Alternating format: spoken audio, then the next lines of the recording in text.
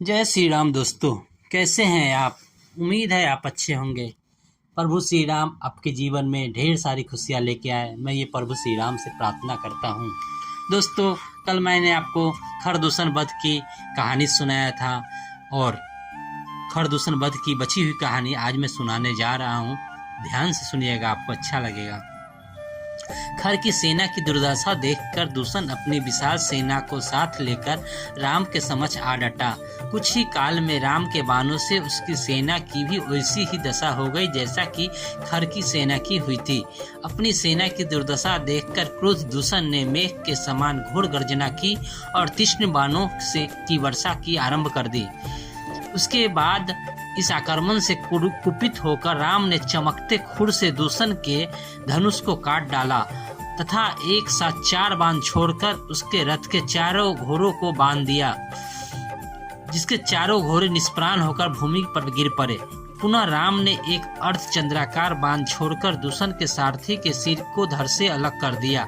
इस पर क्रोधित दूषण एक परिध उठाकर राम को मारने झपटा। राम ने भी पलक झपकते ही अपना खड्ग निकाल लिया और दूषण के दोनों हाथ काट डाले। पीड़ा से छटपटाता हुआ वह मूर्छित होकर धराशायी हो गया। दूषण की ऐसी दशा को देखकर सैकड़ों राक्षसों ने एक साथ राम पर आक्रमण कर दिया। उत्तर में रामचंद्र ने स्वर्ण तथा वज्र से निर्मित तीक्ष्ण बाण छोड़कर उन सभी राक्षसों का नाश कर दिया। इस प्रकार से दूषण सहित उसकी अपार सेना यमलोक पहुंच गई। अब केवल 2 लोग ही शेष रह गए थे, खर और उसका सेनापति त्रिशरा। खर का मनोबल टूट चुका था, अतः उसे धैर्य बंधाते हुए त्रिशरा ने कहा, हे राक्षसराज, धैर्य धारण कीजिए। मैं अभी राम का वध करके अपने सैनिकों के वध का प्रतिशोध लेता हूँ। मैं प्रतिज्ञा करता हूँ कि मैं उस तपस्वी को अवश्य मारूंगा, अन्यथा मैं युद्ध भूमि में अपना प्राण त्याग दूंगा। खर को सांत्वना देकर वह राम की ओर द्रुत गति से झपटा। उसे अपनी ओर आते देख राम ने तत्परता पूर्वक बाण चलाना आरंभ कर दिया। राम को बाणों से त्रिशरा के सारथी घोड़े तथा ध्वजा कट गए। रथ तथा सारथी विहीन सेनापति हाथ में गदा लेकर राम की ओर दौड़ा, किंतु पराक्रमी राम ने उसे अपने निकट पहुंचने के पहले ही तीक्ष्ण बाण छोड़ा, जो उसके कवच को चीरकर हृदय तक पहुंच गया। हृदय में बाण लगते ही त्रिशरा हत प्राण होकर भूमि पर गिर गया। उस स्थान की सारी भूमि रक्त रंजित हो गई। सेनापति के वध को होता हुआ देख क्रुद्ध खर राम पर अंधाधुंध बाणों की वर्षा करने लगा। उसके बाण वायुमंडल में सभी दिशाओं में फैल गए। इस पर राम ने अग्निबाणों की बौछार करना आरंभ कर दिया और भी क्रुद्ध होकर खर ने एक बाण से रामचंद्र के धनुष को काट दिया। खर के इस अद्भुत पराक्रम को देखकर यक्ष, गंधर्व आदि भी आश्चर्यचकित रह गए, किंतु आदम्य योद्धा राम तनिक भी विचलित नहीं हुए। उन्होंने अगस्त्य ऋषि के द्वारा दिया हुआ धनुष उठाकर क्षण मात्र में ही खर के घोड़ों को मार गिराया। रथहीन हो जाने पर अत्यंत क्रोधित होकर पराक्रमी खर हाथ में गदा ले राम को मारने के लिए दौड़ा।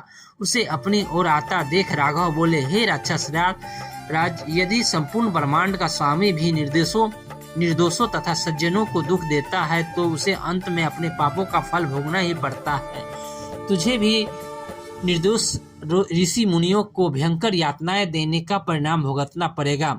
मैं तुझ जैसे अधर्मी दुष्ट दानवों का विनाश करने के लिए ही वन में आया हूँ। अब तेरा भी अंतिम समय आ पहुँचा है। अब किसी भांति तू बच नहीं सकता। राम के वचनों को सुनकर खर ने कहा, हे अयोध्या के राजकुमार, तुमने स्वयं के मुख से स्वयं की प्रशंसा करके अपनी तुच्छता का ही परिचय दिया है। तुम में इतना सामर्थ्य नहीं है कि तुम मेरा वध कर सको। मेरी यह गदा आज यह तुम्हें चिर निंद्रा में सुला देगी।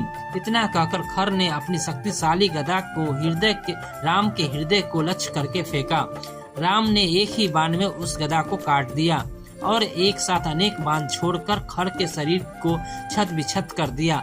छत बिछत होने पर भी खर क्रुद्ध सर्प की भांति राम की ओर झपटा। उसे अपनी ओर लपकते देख राम ने अगस्त्य मुनि द्वारा दिए गए एक ही बाण से खर का हृदय चीर डाला। भयानक चित्कार करता हुआ खर विशाल पर्वत की भांति धराशायी हो गया और उसकी यह लीला समाप्त हो गई। राम की विजय पर ऋषि मुनि तपस्वी आदि उनकी जय जयकार करते हुए उन पर पुष्प वर्षा करने लगे।